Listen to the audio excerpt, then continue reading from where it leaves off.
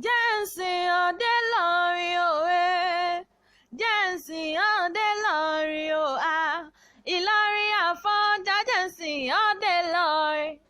Jésù tó fún mi o, happy birthday to you. Ọjọ́ bí tó ní oníjà ṣe mọ́ lágbára Olódùmarè ni. Àṣọdúnmọ́dún o, ọdọọdún láròrò pọ̀, ọdọọdún lára òòṣà, ọdọọdún lára ọmọ òbí lórí àtẹ. Àṣeyí ṣàmọ̀dún lágbára Olódùmarè ni. Jẹ́ mọ́ relu bàbá tó bí lọ́mọ. Ìlọrin Àfọ̀njá o, Ìlọrin Àfọ̀njá ẹnu dojú yọ. Ìlú tó jìnnà síná tó súnmọ́ àlùjọ̀nnà.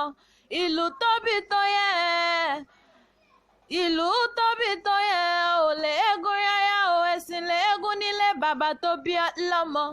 Akéwú gbẹ̀rú nìyí, aṣàdúrà gbọ̀rẹ̀, ajífikàlà mú dá wọn lẹ́kùn àríṣe kọ́ńdú. Kéwú ni wọ́n ń ké o, eégún abúra bọ́ bá dẹnu ìgbórí òpàkàwà abúra bọ́ bá dẹlu ìgbàlẹ̀.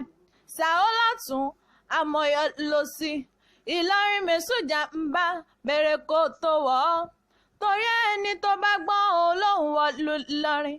Àfọ̀njá ọmọ Ààrẹ Ọ̀nà Kakanfò, ìwọ lọmọ òpó gbọ̀rọ̀. Bàbá yín ní ẹ kọjú ẹ síná, iná ò gbọ̀rọ̀, wọ́n ní ẹ kọjú ẹ sómi, omi ò gbọ̀rọ̀, wọ́n ní ẹ fi gbọtí tó burú, ọtí tó burú ò gbọ̀rọ̀, wọ́n ní ẹ fi fọ́mọ líle.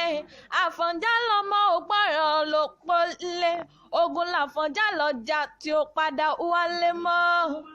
Mo ti sìn ọ́ dé lọ́rin òwe, mo ti sìn ọ́ dé lọ́rin òwa, Ìlọrin Àfọ̀njá mo ti sìn ọ́ dé lọ́rin. Oníkéwú ni wọ́n, oníkéwú ni wọ́n. Wọ́n mọ Kùránì dáadáa.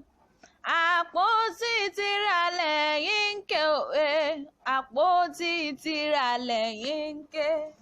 Happy birthday to you, Tofunmi. Wishing you long life and prosperity.